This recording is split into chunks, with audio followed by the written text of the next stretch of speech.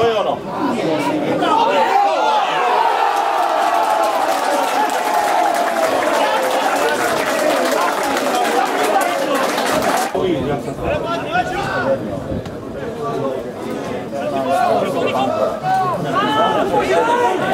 Zaber.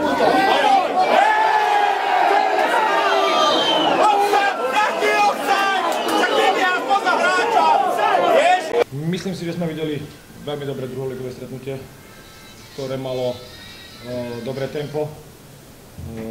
My sme mali dobrý vstup do zápasu, kedy sme Hektorom Tuborem sa ujali vedenia a mali sme aj ďalšie golové príležitosti, ktoré sme nepremenili. Potom mal super, veľmi dobrý úsek hry, kedy nás zatlačil a bol nepríjemný, aj keď nejaké veľké golové príležitosti tam nemal, ale hlavne po vyrovnávajúcom gole si myslím, že bol v tomto úseku hry bol lepší. Druhý polčas si myslím, že naša hra mala vyššiu kvalitu ako v prvom.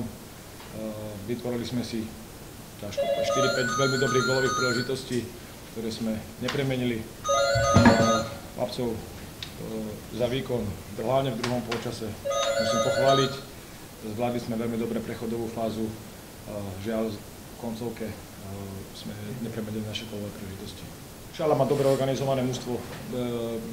Tí chlapci majú svoju kvalitu, pretože viacero hráčov prešlo celou nitrianskou mládežou a tí chlapci vedia hrať futbal a niektorí majú dokonca aj nejaké ligové štarty, takže ale vedeli sme o Šali a sme sa na ňu zodpovedne pripravili, pretože má dobre organizovaný futbal, snaží sa aj o pressing a jednoducho si myslím, že v tejto súťaži nebude mať žiadne problémy s záchranou, ale práve naopak si myslím, že bude bojovať o horné priečky v tabulke, takže v tom určite je prínosom a v tomto zápase im chýbali baja stopery, ako hovorím. To je dlhodobá súťaž, to sa stáva, ale jednoducho tam cez stred obrany a sme si vypracovali veľa gólových príležitostí. My si doma niekedy toľko gólových príležitostí nepracujeme ako teraz a si myslím, že to bolo návrh toho stredu obrany, pretože tam sme sa dokázali presadiť. Pravda, že bol to dobrý futbal s nasadením, musíme byť spokojní s bodom, lebo vypadli nám dvaja hráči do západnej zostavy a tu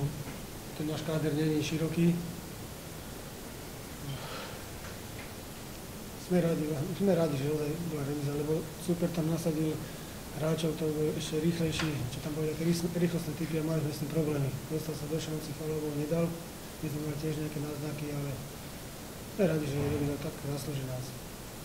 Prvý sú dostali na menej dolov, ozaj mali tam kvalitu, tak Vaščák. Nemá čo robiť takéto súťaži a sú tam ďalší.